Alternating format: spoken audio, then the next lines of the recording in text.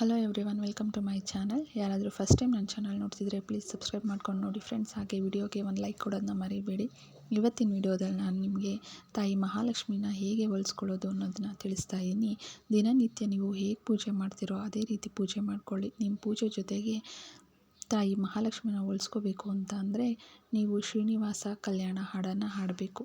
ಈ ಹಾಡು ನಿಮಗೆ ಯೂಟ್ಯೂಬ್ನಲ್ಲಿ ಸಿಗುತ್ತೆ, ಡೌನ್ಲೋಡ್ ಮಾಡ್ಕೊಳ್ಳಿ. ಅಥವಾ ನೀವು ಪೂಜೆ ಮಾಡೋ ಜೊತೆಗೆ ಇದನ್ನು ಹಾಕ್ಕೊಂಡು ಕೂಡ ಕೇಳಿಕೊಂಡು ನೀವು ಪೂಜೆ ಮಾಡ್ಬೋದು. ಇದನ್ನು ನೀವು ಏಕಾದಶಿ ದಿನ, ಮಂಗಳವಾರ, ಶುಕ್ರವಾರ, ಶನಿವಾರ ಪ್ರತಿದಿನ ಹೇಳ್ತೀನಿ ಅಂದರೂ ಕೂಡ ಹೇಳ್ಬೋದು. ಇದನ್ನು ಹೇಳ್ತಾ ನಿಮಗೆ ಗೊತ್ತಾಗುತ್ತೆ ಮನೇಲಿ ಎಷ್ಟು ಶಾಂತಿ ಇರುತ್ತೆ, ನಿಮ್ಮ ಮನಸ್ಸಿಗೆ ಎಷ್ಟು ನೆಮ್ಮದಿ ಸಿಗುತ್ತೆ ಅಂತ ಅನ್ನೋದು ನಿಮಗೆ ಗೊತ್ತಾಗುತ್ತೆ.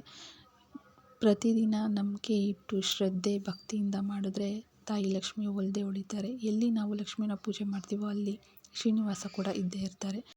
ಅದರಿಂದನೇ ಹೇಳೋದು ಲಕ್ಷ್ಮೀ ವೆಂಕಟೇಶ್ವರ, ಲಕ್ಷ್ಮೀ ಶ್ರೀನಿವಾಸ ಅಂತ. ಆದ್ದರಿಂದ ಇಬ್ಬರೂ ಪೂಜೆ ಮಾಡೋದ್ರಿಂದ ನಿಮಗೆ ಮಹಾಲಕ್ಷ್ಮಿ ತಾಯಿ ಒಲಿದೇ ಉಳಿತಾರೆ. ಪೂಜೆ ಮಾಡ್ತಾ ಈ ಹಾಡು ಹೇಳೋದ್ರಿಂದ ಅಥವಾ ಕೇಳ್ತಾ ಇದ್ದರೆ ನಿಮಗೆ ಅನಿಸುತ್ತೆ ಫ್ರೆಂಡ್ಸ್. ನೀವೇ ಕಮೆಂಟ್ ಮಾಡಿ ಹೇಳ್ತೀರಾ ನನಗೆ.